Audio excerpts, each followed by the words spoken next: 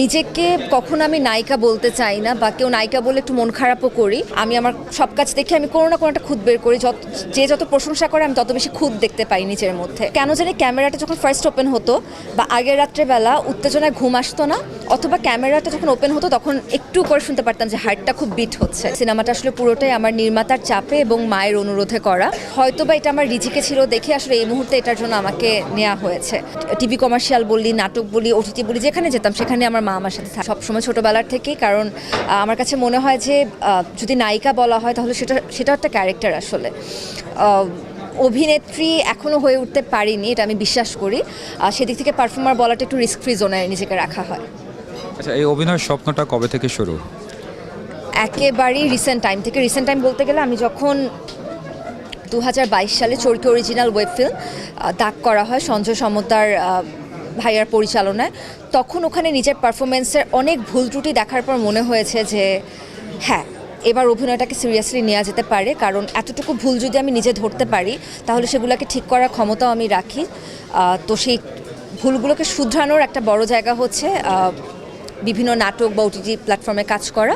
তো সেখানেই সেজন্য তারপর থেকে রেগুলারলি কাজ করছিলাম। আচ্ছা, প্রথম যখন লাইট ক্যামেরার সামনে দাঁড়ালেন তখনকার অভিজ্ঞতাটা কেমন ছিল?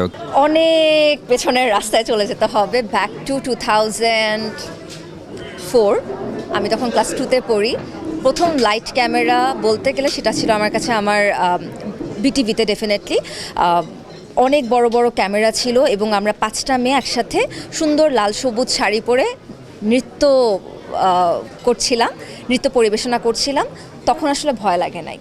তো তখনই আসলে ভয়টা কেটে যাওয়ার পরে যেটা হয়েছে যে এরপর যখনই মুক্ত খবর পড়তে গিয়েছি, অথবা উপস্থাপনার মাইক্রোফোন হাতে উপস্থাপনা করতে গিয়েছি, অথবা টিভি কমার্শিয়ালে কাজ করতে গিয়েছি, কখনোই ভয় লাগেনি। কিন্তু কেন জানি ক্যামেরাটা যখন ফার্স্ট ওপেন হতো বা আগের রাত্রেবেলা উত্তেজনায় ঘুম আসতো না, অথবা ক্যামেরাটা যখন ওপেন হতো তখন একটু করে শুনতে পারতাম যে হার্টটা খুব বিট হচ্ছে। সো যদি হার্টটা বিট হয় এভাবে, তখন বুঝি যে হয়তো বা ভালো কিছু একটা হতে যাচ্ছে। যেদিন হার্টটা বিট করে না সেদিন বুঝি যে কাজটা ভালো হবে না, এটা বুঝতে পারি। আচ্ছা, যখন শুটিংয়ে কাজ শুরু করলেন প্রথম সিনেমা, সেটার অভিজ্ঞতা কেমন ছিল? দুর্দান্ত বাজে ছিল এই কারণে, কারণ সিনেমাটা আসলে পুরোটাই আমার নির্মাতার চাপে এবং মায়ের অনুরোধে করা। আমি একেবারেই প্রস্তুত ছিলাম না, এবং আমার সেই মুহূর্তে অভিনয় কেন, আমি তখন টিভি কমার্শিয়ালও আসলে করতাম না। তখন শুধুমাত্র আমার মর্শিদুল আঙ্কেলের সাথে, আমার বন্ধু রাশেদ খ্যাত নির্মাতা, ওনার সাথে একটা নাটকে কাজ করা হয়। সেখান থেকেই বেসিক্যালি ওই নির্মাতা আমাকে নিয়ে আসেন সামনে, এবং তিনি তার অনেক আকাঙ্ক্ষিত অনেক স্বপ্নের একটা কাজ আমাকে দিয়ে উনি করাতে চেয়েছিলেন। কিন্তু যেহেতু আমি মানসিকভাবে প্রস্তুত ছিলাম না, তার জন্য আসলে আমার সেই দিক থেকে আমি বলবো যে কাজের অভিজ্ঞতা খারাপ ছিল। কিন্তু তিনি নির্মাতা হিসেবে তার জায়গা থেকে তিনি কোনো ত্রুটি রাখেনি আমাকে গ্রুম করানোর জন্য। আমার সাথে ঘন্টার পর ঘন্টা স্ক্রিপ্ট রিড করা, যেহেতু আমার অ্যাকসেন্ট একটু ঝামেলা আছে, সেখানে ঘন্টার পর ঘন্টা আমার সাথে স্ক্রিপ্ট রিড করা হোক, আমাকে হাঁটানো শেখানো হোক, কারণ আমি যেহেতু গ্রামে বড় হইনি, গ্রামের একটা মেয়ে কীভাবে হাঁটে সেটা হোক, সেই ড্রেস আপ পরা হোক, শাড়িটা ক্যারি করা হোক, সব কিছু তিনি তার জায়গার থেকে তিনি তার 100% দিয়েছেন। কিন্তু কাজটা করার সময় ডেফিনেটলি আমি সেই বয়স অনুযায়ী 100% দিয়েছিলাম। কিন্তু কাজটা দেখার পর এত ভুল ত্রুটি চোখে পড়েছে যে তখন আমি মনস্থির করেছিলাম যে আমি আর কখনো সিনেমাতে কাজ করব না। তারপর অনেক বছর পর প্রসূন ভাইয়ের এই স্ক্রিপ্টটা আমাকে আসলে বাধ্য করেছে সিনেমাটাকে হ্যাঁ বলতে। আচ্ছা, এখন তো যেহেতু শিকড় সিনেমায় কাজ শুরু করতে যাচ্ছেন, কি মনে হয় মানে এই সিনেমাটা আপনার স্যাটিসফ্যাকশনের জায়গা ফিল আপ করবে?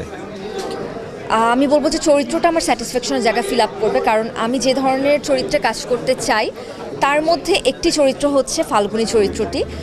তার জন্য কিন্তু হয়তো বা চরিত্রটি আমি চাইলে আরও কয়েক বছর পর সিলেক্ট করতে পারতাম, কিন্তু তখন যেটা হতো প্রসূন ভাইয়া এই সিনেমাতে অন্য কাউকে কাজ করে ফেলতেন। তো যখন আমার কাছে আসলে অফার আসে তখন আমি সাথে সাথে রাজি হয়ে যাই, কারণ আমার কাছে মনে হয়েছে যে হয়তো বা এটা আমার রিজিকে ছিল দেখে আসলে এই মুহূর্তে এটার জন্য আমাকে নেওয়া হয়েছে। আর স্যাটিসফ্যাকশনের ব্যাপারটা কি, আমি কখনোই 100% স্যাটিসফাইড হই না, এটা সম্ভবত আমার একটা মানসিক সমস্যা। আমি আমার সব কাজ দেখে আমি কোনো না কোনো একটা খুঁত বের করি, যে যত প্রশংসা করে আমি তত বেশি খুঁত দেখতে পাই নিজের মধ্যে। তো আমি ধরেই নিচ্ছি যে এই সিনেমাটা আমি আমার মানে কেউ যদি আমার 100টা প্রশংসা করেন আমি আমার 1000টা ভুল বের করতে পারবো। তো সেরকমভাবেও নিজেকে আমি প্রস্তুত করে রেখেছি। ভবিষ্যতে যদি আপনার এরকম ব্যাক টু ব্যাক কাজের পরে চিত্রনায়িকা পদবিটা স্ট্যাবলিশ হয়ে যায়, সেটা কেমন লাগবে? সেটা আমার কাছে মনে হবে হয়তো বা একটা অ্যাওয়ার্ড প্রাপ্তির মতন, কারণ সেটা একটা প্রাপ্তি, সেটা আমার অর্জন। কিন্তু নিজেকে কখনো আমি নায়িকা বলতে চাই না, বা কেউ নায়িকা বলে একটু মন খারাপও করি, কারণ প্রথমত আমার বয়সটা খুব ছোট।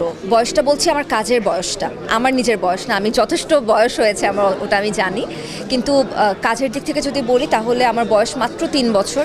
এই 3 বছরের প্রাপ্তি অপ্রাপ্তি সব কিছুর পাল্লাই না সমান তালে চলছে।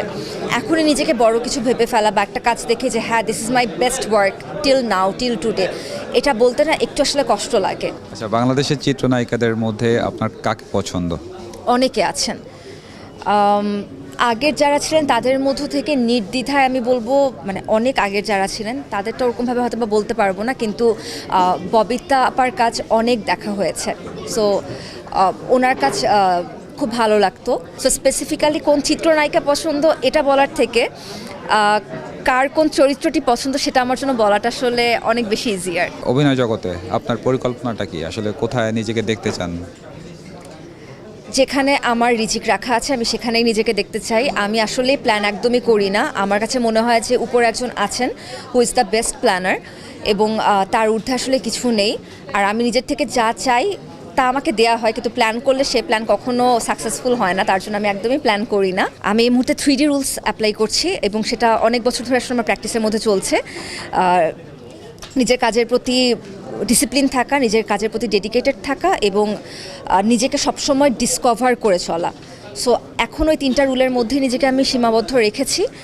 দেখা যাক সামনে এই 3টা রুলের বাইরে আর কত রুল অ্যাপ্লাই করে নিজেকে আর একটু থাকে না একটু বেটার করতে পারি। That's it. পরিবারের সাপোর্টটা কেমন?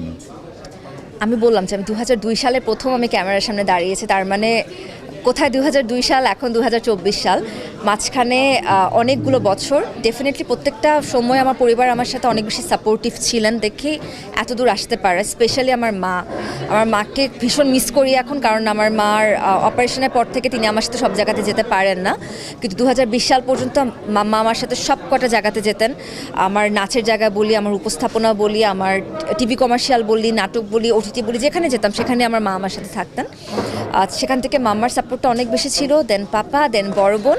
কারণ রাত্রে যখন বাসায় দেরি করে ঢুকতাম তখন পাপার হাতে একটু বকা খেতাম, বড় বোনের হাতে একটু